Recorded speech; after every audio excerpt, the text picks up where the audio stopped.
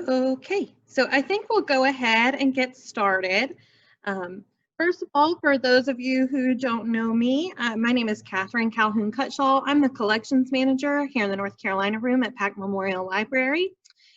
We are Buncombe County's public special collections library, and we're located downstairs in Pack Library, and Pack Memorial Library at 67 Haywood Street.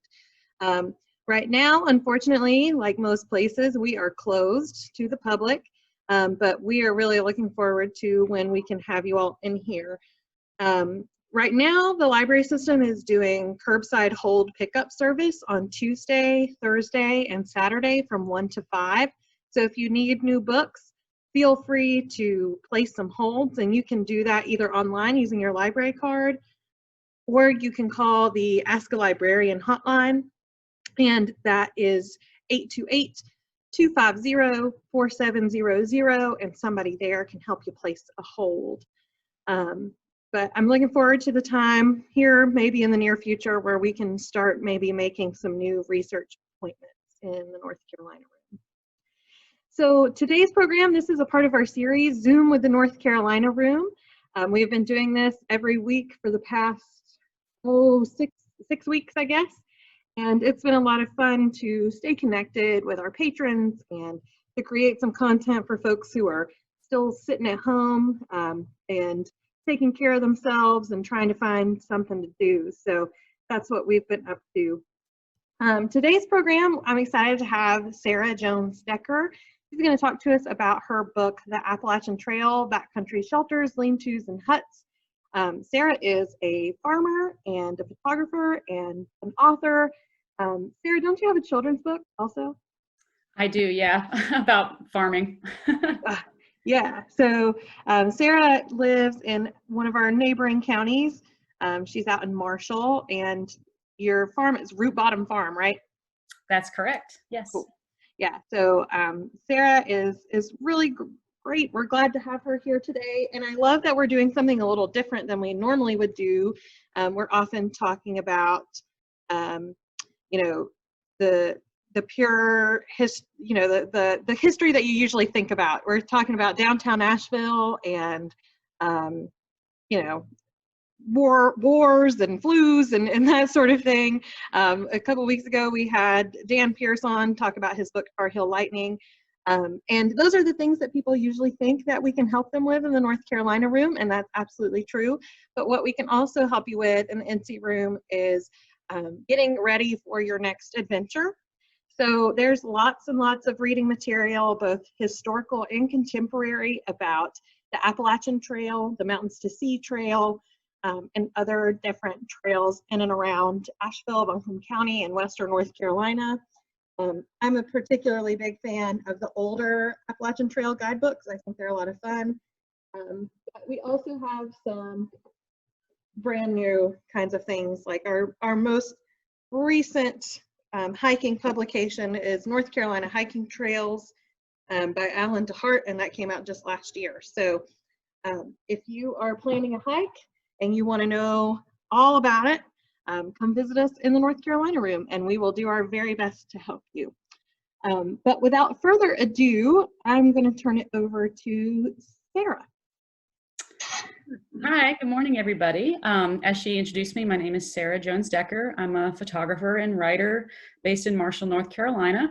And this is a project that I worked on for 2 years that came out April 6th, 2020, which is a terrible time to publish a book. So thank you for having me. And it's a documentary project on every shelter on the Appalachian Trail. So it's a first of its kind project. It was a large project, and definitely larger than I expected it to be once I started, because there are a lot of shelters on the AT, and the information is scattered among archives and memories and guidebooks. And so it was kind of casting this big net to photograph and write the history of every shelter on the AT. So what I'm going to do today is kind of just take you through some highlights of the uniqueness of these shelters and why I did this project. Oh, hold on. There we go. So people ask, how did I get the inspiration for this project? And I have to start there because it really was influenced by my art heroes, Bernard and Hilla Becker. They are German photographers. My name is Sarah Decker. Her name is Hilla Becker, and we have the same birthday, which is pretty amazing. But anyway, they're German photographers that photographed all the water towers in Germany, all the factories in Germany, all the buildings in Germany that looked similar, and then they would photograph them on the same same weather, same distance, same tripod, same camera, everything the same, and then they would put them together in these grids called typologies to kind of compare the differences. And it's the idea of same, but different, right? So you think they're all the same, but then when you compile them together, you really think, wow, they actually are different. And a lot of people said that to me when I was working on this project. They would say, oh, but all the shelters are the same. And all the shelters on the Appalachian Trail are definitely not the same, just like the side of these buildings in Germany are not the same. So there are over 275 shelters on the over 2,000 plus mile Appalachian Trail. I thru hiked the whole trail in 2008, right out of grad school, and then I hiked it again in sections in 2018 and 19 for this project. So the shelters are spaced about every 8 miles. And the average hiker, even through hikers, people who hike the entire trail, typically don't see every shelter. They're located off a small spur trail, ranging anywhere from 0.1 or less to over 1.5 miles off the trail. So if you went to every single shelter, which I did, all the side trails would eventually add up to over 65 extra miles. So are they all the same? And that was the question that I get asked a lot. And definitely not. So we're going to look at kind of the materials that are used, the styles that are used, the regions that these shelters exist in. Definitely different from state to state, trail club to trail club. So the Appalachian Trail Conservancy describes a shelter, sometimes called a lean-to, definitely up north in Maine and Connecticut, they still refer to them as lean-tos, as a three-sided structure with or without bunks as intended for overnight housing for hikers. It was originally the plan of the AT was to have these shelters as a gathering place, a place for volunteers to sit and rest, a place to have lunch, a place to gather, a mental mile point for the day, which it still is all those things. So even if you don't stay in a shelter, shelters are a part of an Appalachian Trail hike. You probably appreciate this. In the North Carolina room, I got to go to the Appalachian Trail Conservancy archives and dig, girl. And it was awesome. Here's an old schematic from 1939. So the trail technically was completed, with 37. Here is a really neat drawing of a basic 3-walled shelter. So one side is open to let in light. Typically there's a fireplace in front, and you would use that for light and warmth. So you're out of the elements, but you're still exposed. So the basic 3-walled structure with one side, an overhanging roof is consistent, but again, the methods are going to vary from state to state, region to region, designer to designer. The basic Adirondack shelter is a good example of some of the earlier shelters that still exist today. This is outside of Hot Springs. 3 of the oldest shelters on the whole AT in a row actually are above Hot Springs. And so this is Walnut Mountain Shelter. It was built in the 30s by the Civilian Conservation Corps. Today there are many different styles on the trail. Back in the day when you first started, you probably would see that Adirondack style shelter, based on the early shelters in New York area. So here's an example of Bryant Ridge Shelter in Virginia. It's actually like a tri-level shelter. So there's a lower level, a wraparound deck, and then 2 levels above there. Peters Mountain Shelter in Pennsylvania. You can see it's very large. So some shelters have lofts for sleeping. Some shelters have big decks. A lot of shelters have roof lines that cover the open area, so you can sleep in the covered area and you can have lunch or dinner and hang out in the covered area, weather out the storm. So as the shelters, newer shelters come out, they are definitely getting nicer and nicer. Here's one in Vermont, again, just a big roof that is able to cover the sleeping and hangout area. You can even order pizza from a couple of them. So this is Partnership Shelter in Virginia. Did I order pizza? Yeah, I definitely did. And I ate it all myself to the face.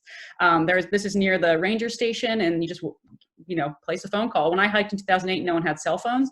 I'm sure everyone's just getting Uber Eats from this place. So some shelters are built of stone. This is one of the shelters, Peck's Corner in the Smoky Mountains. Those are all stone shelters. I don't know if you guys have ever built a garden wall. I couldn't build this. This is so impressive. So a lot of the older ones, I should say, are built of stone. Here is a Trimpe Shelter in Virginia. In East Tennessee, and pretty much only East Tennessee, the shelters are built of Cinderblock. They kind of represent, they look almost like a Forest Service style building. A lot of them were built by the Forest Service.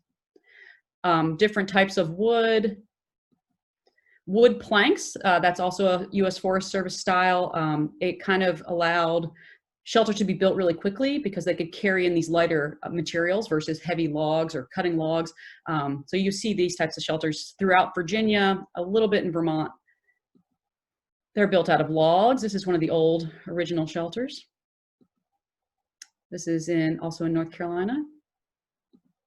Or a combination of wood and stone. Often you'll see a foundation of rock and different either types of log or wood for the upper area. A few of the shelters are enclosed.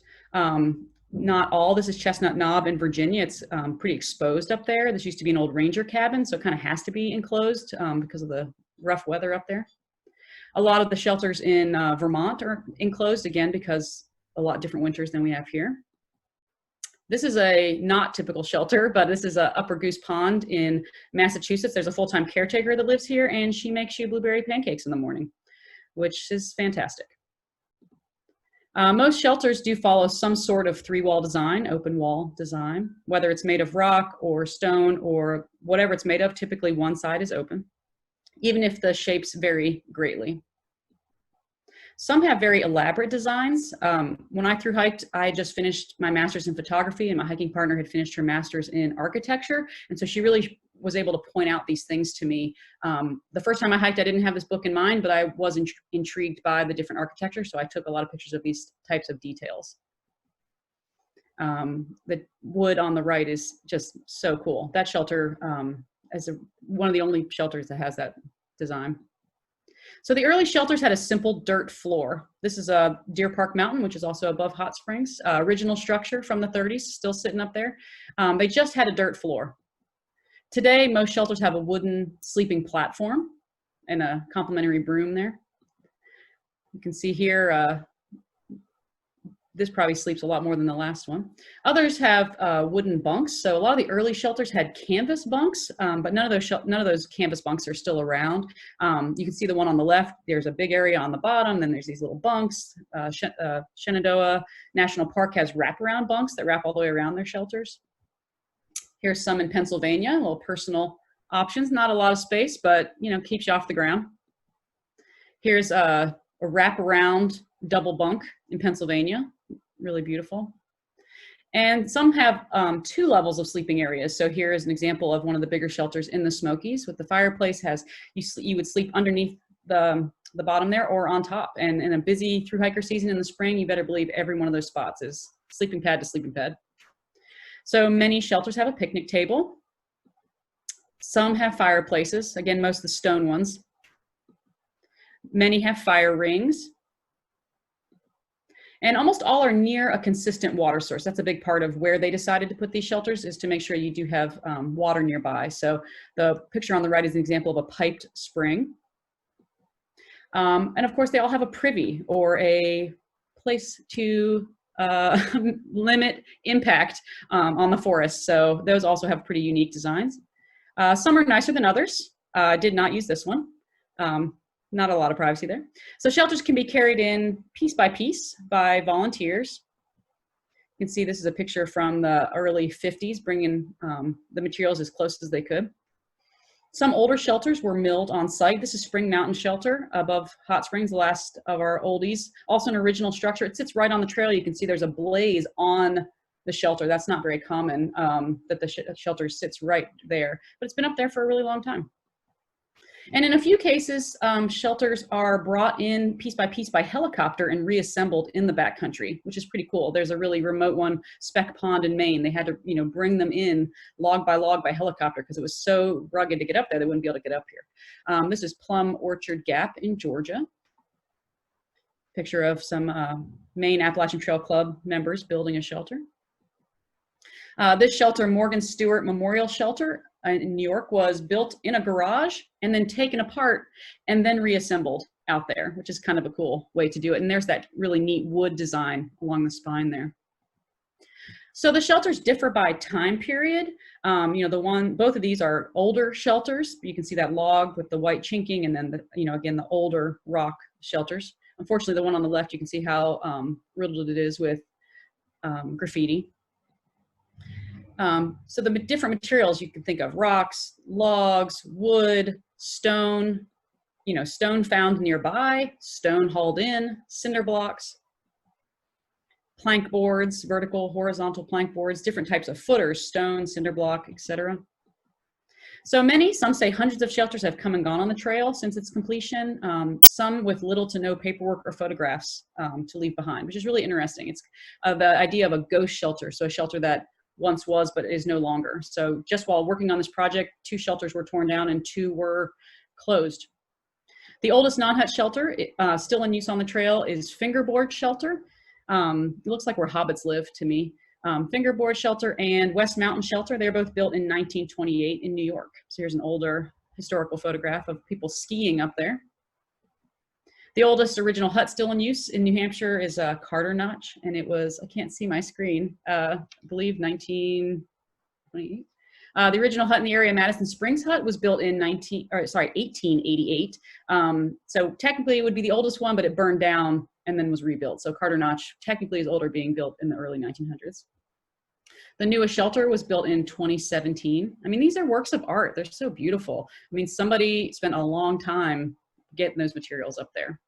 So I like to think of this project as a time capsule of 2018, 2019, and we can look back on it for years to come of these structures that existed at one time.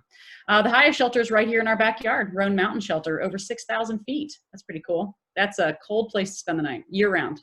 Coldest place, I think, south of the Mason-Dixon on the AT year round is Roan Mountain. The lowest shelter in Connecticut is just over, I believe, 300 feet. Big difference to 6,000 feet. The average shelter sleeps 8 people. But the biggest shelter that's not a hut is Fontana Dam Shelter, and it sleeps 24 people. You can drive right up to this one pretty much. Well, a little parking area right there. It sleeps 24 people in 2 sets of double platforms. It also has flushing toilets and solar cell phone chargers outside. The smallest shelter in Pennsylvania, Tom's Run Shelter, sleeps 4. In Pennsylvania, they have 2 shelters. It's the only place really on the trail that they have 2 shelters. This one's labeled snoring and non-snoring. Tom's Run sleeps 4 only because it was a double shelter, but someone burned down the other one. So it's just one by itself. The biggest hut in New Hampshire, so you pay to stay at these huts along the way, at these high elevation huts, Lakes of the Clouds, sometimes called Lakes of the Crowds. It sleeps 90 people. And the only shelter ever to be stolen, this is a good history question, is Mosby Shelter in Virginia. Believe it or not, hikers went up there and it was gone. And they were like, wait, did the trail club take it down? They contacted the Forest Service. The Forest Service was like, we didn't say that we took that down. They've never found it. So they assume that people went in and just took it apart. I mean, the trail was probably a lot less busy back then. They took it apart and took it for its prized chestnut logs. So if anyone knows anything about the early, chestnut blight, right, that ravaged the population, there was a lot of chestnut logs laying around back then. Yeah, the trees were dead, but they were still able to use these logs. They were a lot of the older structures that we look at, the old log ones built by the CCC, were definitely used by those logs. I mean, they're bug resistant. They're all these things resistant, except, well, the one blight that killed them. But so they think that this was taken down for its prized chestnut logs, which is pretty interesting. Now there's a campsite near there. The trail and all its shelters are maintained by 31 trail clubs in 14 states. So people build these shelters, but they have to be maintained, trash be hauled out. States with the most shelter is Virginia, 67 shelters. That's how many shelters there are in Georgia, North Carolina, and Tennessee combined. But Virginia is also a fourth of the whole trail. The trail club with the most is the Appalachian Mountain Company with 37, and they have in 5 states. So it's like Connecticut, Massachusetts, Vermont. They take care of a lot. I guess not Vermont, New Hampshire. And there are different styles by state to state. So I just want to show you guys a few, just to show you how different they are. I'm going to show you a few different states here. Here's Georgia. So it's a 2 second level upstairs plank. This is a Springer Mountain Shelter. It's the first one you come to. So I won't explain about every single one of them, but just that this is the first shelter you see when you start your AT through hike. And it's every time, really, it's a good sight to see if you're tired at the end of the day. Blood Mountain. So 3 very distinct styles, and that's in one state. That's only, it's less than, I don't know how many miles it is, but it's not, not even 100 miles, and they're very different, just in Georgia. North Carolina. When you get into the Smokies, they're different. They are rock shelters, often with big skylights and fireplaces. They used to be a much smaller structure, and then they've added on to them over the years. Davenport Gap Shelter, it's the last one in the Smokies. It still has the bear cage. If you look closely, there's a cage that goes in the front of the whole thing. So all of the shelters used to have bear cages in front of them. When I hiked in 2008, most of them still did. They've torn them all out. When I hiked that year, people went and told the ranger, hey, we caught one.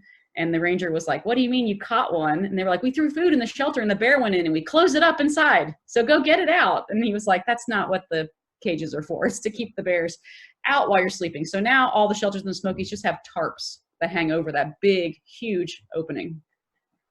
North Carolina, Tennessee, kind of along the border. So it goes back and forth many times between the two states. Here's our old original shelter. One of the most famous shelters you hear about is in North Carolina, Over Mountain Shelter, which has been closed due to being unsafe to hikers. It wasn't never really supposed to be a shelter. It's a barn. They're afraid that it might collapse. So it's currently off limits, but it's got one of the best views in any shelter in North Carolina, or in the whole trail, really. It's fantastic. Here's the Cinderblock shelters in Tennessee. This is a pretty neat shelter made of rocks found nearby. Laurel Spring. And here's that kind of plank U.S. Forest Service style in Virginia. And there are a lot of these in Virginia. So at the time I could see thinking they were all the same if you hiked a lot in Virginia. Very similar style. Sometimes they add decks to them. This one's a little fancy in that it's taller. In Shenandoah National Park, you're going to have a very distinct change in style. Again, these are older shelters, so they're stone and have those wraparound bunks inside. Maryland has a mix of older shelters and very new shelters.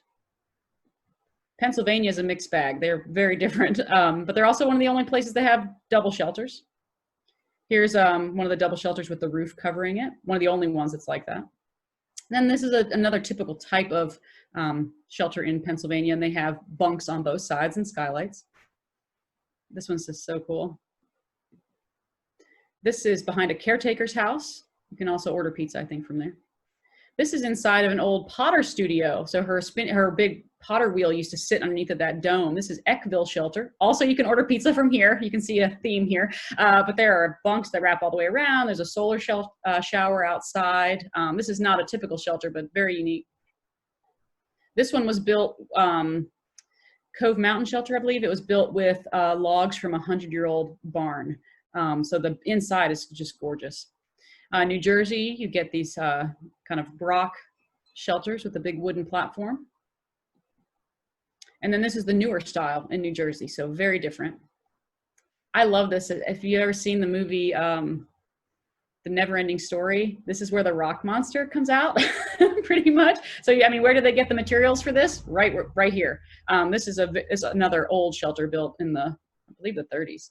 And then here's a weird one, like a Cinderblock shelter in New York, and they've plastered mannequin legs with hiking boots out of the ceiling, because why not? So they can say they're the only ones that did that. In Connecticut, they're all the old traditional lean-to, if you will. Very different in some ways, but this is the view from that shelter. Not a bad thing to wake up to. And in Massachusetts, they have the Massachusetts style, which is a tall shelter, bunks, and then a sleeping loft and skylights. They've got a few older ones that are still there, but mostly they're the newer Massachusetts style. Vermont, again, a lot of enclosed shelters because Vermont winters. They have a lot of just kind of different across the board. Windows in it. This is the Hex of Cuba Shelter, so it's a 5-sided shelter.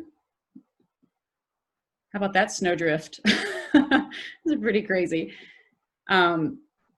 And again, in New Hampshire, they have a kind of a different system. They have the huts in the White Mountains. You can see that shelter way down there, Madison Springs Hut. You can stay at these huts for money. They are operated by a crew. They'll cook you breakfast, dinner. You have a place to stay. You can also do work for trade, which I've done, where I did all the dishes and then I slept under the table after all the paying guests were there. It's definitely a different experience. You're above tree line. These shelters predated the Appalachian Trail. In a lot of ways, the AT kind of linked up with it to, complete the trail. So these huts are really special. Definitely a different experience. They sleep anywhere 40 to 60 to 90 people, and people come from all different side trails from all over the world to hike these. So here's an example of one of the eating areas. This is the Speck Mountain, the remote shelter that they had to have helicoptered in. So the snow was more than halfway up that opening. And in Maine, they're almost all Adirondack shelters. I would say in Maine, it's probably the one state that you can say there almost is a consistent design, because even in Virginia with the plank shelters, there's still a lot of weird ones mixed in there, or rock. Maine is like classic Adirondack style. This is one of my favorite photos of leaving Rainbow Springs Shelter. It's one of the last shelters in Maine before you finish, which is a pretty special place for a lot of people. So that is my architectural review of the shelters on the AT. Hopefully I didn't talk too fast. I was nervous I would talk too long. Yeah. Are there any questions that I could answer today? I'm going to take us out of screen sharing mode, and then that way everyone can see. So if you have any questions, just a reminder, you can use that thumbs up react to let me know, or there's a hand raise function in there somewhere that I can never find, or you can type it in the chat. But maybe, oh, here we go. So Philip asks, any idea of how many shelters predate the AT? Oh, that's a good question. From my research, I worked with a historian who is a teacher at George Mason University, and he helped me with a lot of that and helped me get into the archives. I would say when the trail was technically, quote, completed in the early 1930s, there was less than 100 shelters spread out over the 2,000 miles. So the shelters that predate the AT would be the huts in the Whites and the shelters on the Long Trail in Vermont, which is only the first 100 miles of Vermont. The first 100 miles in Vermont are the AT and the Long Trail, and then it kind of branches off and splits into two. So I would say, they were really pushing to get as many shelters built as they could, but less than 50, I would say, would predate it, because it would just really be those shelters on the trails that already existed. Thank you. So can you explain how, or like, I guess, are the huts just in the White Mountains and that's like their thing? Or is there at some point where a shelter becomes a hut and like the Appalachian Mountain Club might put somebody to live there to take care of it? Can you explain that a little more? Yeah, that's it. So from what I understand, the huts in the Whites were inspired by the huts in Switzerland. So they kind of, get their roots from even farther back. And there's huts in Colorado. Trying to think, in Utah where I used to live, it was more like yurt to yurt, we would ski yurt to yurt. So the huts are just in this one stretch, this one section. And I think in order to become a hut, it would have to be a major undertaking, because those are huge. They have kitchens and staff housing and bunkhouses, and, I don't see one becoming one. It's just they have always been in that one stretch of the trail. Again, because of its remoteness and being above tree line. Right. Awesome. That makes sense. Well, that was the other question that you kind of answered, but who is in charge of these? Like, who takes care of them? Is it always like somebody like a club, or is it like the Forest Service and a club, or all the hikers together? How does that work? It's a lot of hands. They say thousands and thousands of hours of volunteer work go into the AT every year, which is hard to believe that the AT was closed. It is some sections still closed this year. There's a lot of work to be done to get back in there. The umbrella organization would be the Appalachian Trail Conservancy, who takes care of and is the advocate for the entire trail, and then it's broken up into 31 trail clubs. Those trail clubs take care of their section. If there's a shelter in that section, some clubs, a few clubs don't have any shelters, but most of them do. And so the club takes care of it, and then they have shelter overseers. Again, how it kind of varies state to state. Every club has its own way. So I contacted a club in Pennsylvania, and they sent me 20 some pages document of what their policy is for checking on a shelter once a month. So everyone has their own way of doing it, but yeah, it would be the trail clubs, and then it would be the volunteers who work for the trail clubs. It's definitely a network of people to keep it going, and those privies don't clean themselves out. Right. Somebody's got to do it. And then the last thing that really struck me is that it seems like within the national parks, you're more likely to see a stone shelter.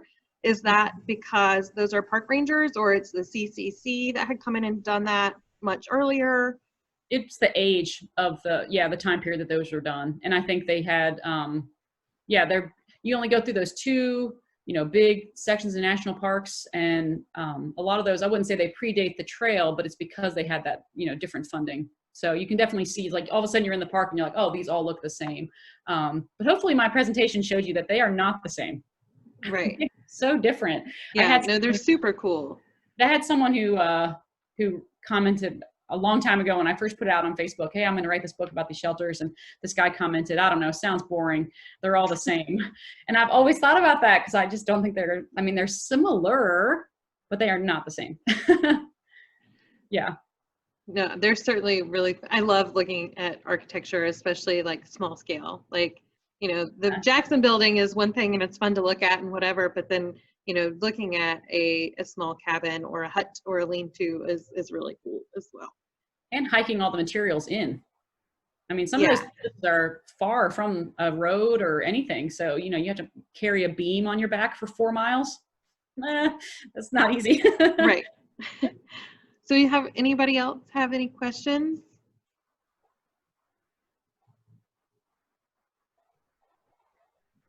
I'll say thank you, everybody, for coming. I'm excited to share this. Yeah, absolutely. Well, I think that's it. If you think of other questions, Sarah, is there a way that folks can contact you? Yeah, absolutely. I'm online. My full name, sarahjonesdecker.com. And I have signed copies of the book and pictures, and my email's the same, sarahjonesdecker@gmail.com. Awesome. Well, thank you so much, Sarah, and thank you everybody who came today. This will be available online sometime this afternoon or first thing tomorrow morning. And this is the last Zoom with the NC room we're going to do for a couple of weeks. Our next thing is going to be with the Lester Library. We're going to talk about Sandy Mush, Deladay, and the Moonlight Schools.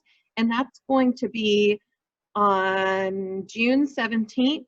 Which is a Wednesday, not a Tuesday, the 17th at 11. And after that, we'll probably reevaluate how often we're doing these Zoom with the North Carolina Room sessions, because now that we're in the office, once a week is a lot. So, but if you have any ideas, please send them my way. If you have questions about the North Carolina Room or anything that we can help you with, our email address is pacnc@buncombecounty.org.